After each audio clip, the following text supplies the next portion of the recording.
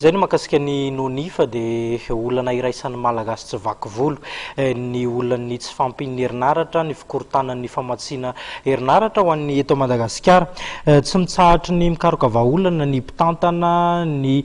malagasy ihany koa nefa dia miaina ao anatin'ny aizina amin'izao fotoana izao manana ambara manoloana azy ity ny mpanao politika Sylvain Betsaro.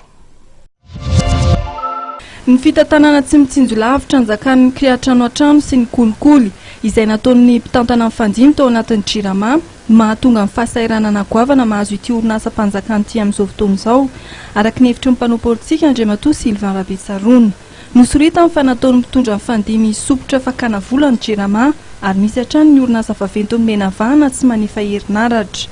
Tamin'ny taona 7 sy 10 arivo tao amin'ny Sénat zany dia efa nalala fa isy olana be ny famatsiana angovo eto Madagasikara eto ambin'ny 10 sy 10 arivo tsika fa talohan' zany aloha Jirama dia efa olana isy olana naroatra teto orinasa goavana be tsy nandoa volan'ny Jirama ny ministère tsy mandoa volan'ny Jirama mpiasa ao anatiny koa manodina ny angovo amin'ny Jirama tsika zany tsy entitra ary zany efa mataona maro zany ary ny tena aloha zany mpanjifa zany tatany zany olana zany amin'izao fotoana izao ny télévitage tsy